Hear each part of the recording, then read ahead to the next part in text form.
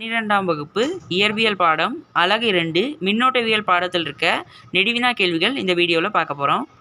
விரிவான விடையளிக்க first question, மின்னோட்டத்தின் நுண்மாதிரி கொள்கையை விவரித்து அதிலிருந்து ஓம் விதியின் நுண்வடிவத்தை பெறுக.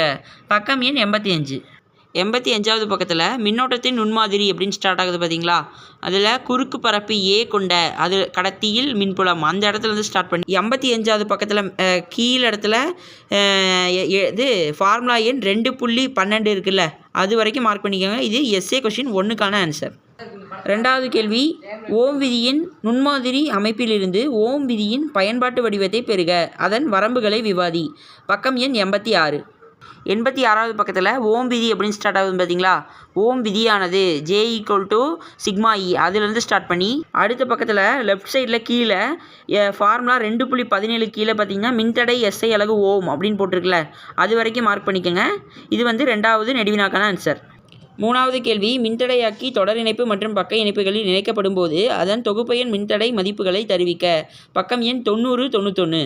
90வது பக்கத்தில் மேலே டாப்பில் தொடர் இணைப்பில் மின்தடையாக்கிகள் அப்படின்னு ஸ்டார்ட் ஆகுதுல்ல, அங்கேருந்து ஸ்டார்ட் பண்ணி இது ஃபுல்லாக இந்த படம் ரெண்டுமே முக்கியம். அப்புறம் இந்த பக்கமும் ஃபுல்லாக மார்க் பண்ணிக்கோங்க. அதுக்கு அடுத்தது இந்த பக்கமும் பக்க இணைப்பில் மின்தடையாக்கிகள் அப்படின்னு ஸ்டார்ட் ஆகுதுல்ல, அதிலேருந்து ஃபுல்லாக. அதுக்கு அடுத்தது இந்த ரெண்டு படமும் இம்பார்ட்டண்ட். கீழே குறைவானதாக இருக்கும் அப்படின்னு லாஸ்ட் பேராகிராஃபுக்கு மேலே இருக்குது பார்த்தீங்களா? குறைவானதாக இருக்கும் அப்படின்னு டார்க் லைனில், அது வரைக்கும் மார்க் பண்ணிக்கோங்க.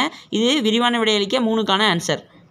நாலாவது கேள்வி, வோல்ட் மீட்டரை பயன்படுத்தி மின்கலத்தின் அகமின் தடையை காண்பதை விளக்குக. 100வது பக்கத்தில் இருக்குது. நாலாவது விரிவான விடையளிக்க அகமின் தடையை கணக்கிடுதல் அப்படிங்கிறதுல மின்கலத்தின் மின்னியக்கு விசைன்னு ஸ்டார்ட் ஆகுதுல்ல, அந்த இடத்துல இருந்து அடுத்த பக்கத்தில் இந்த படம் ஃபுல்லாக.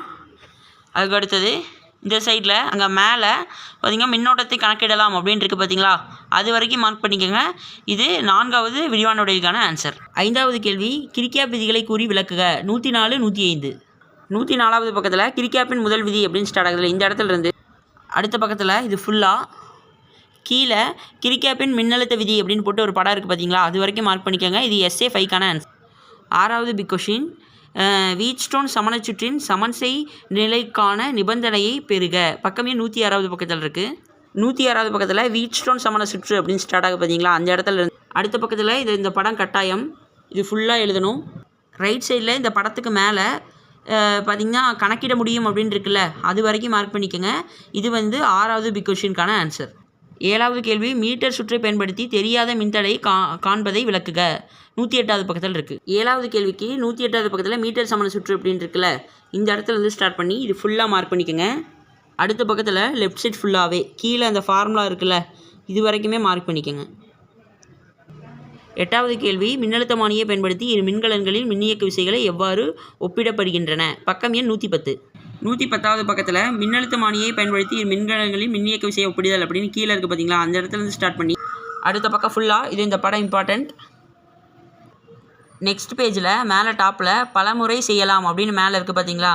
இந்த இடம் வரைக்கும் பார்த்திங்கன்னா நெடுவினா 8க்கான ஆன்சர். Thank you students. இதோட இந்த வீடியோ முடிஞ்சுது. நம்ம சேனலில் வர வீடியோஸ் எல்லாம் உடனுக்குடன் பார்க்குறக்கு நீங்கள் பார்த்திங்கன்னா நம்ம GKS ஐடியாஸை சப்ஸ்கிரைப் பண்ணி வச்சுக்கோங்க.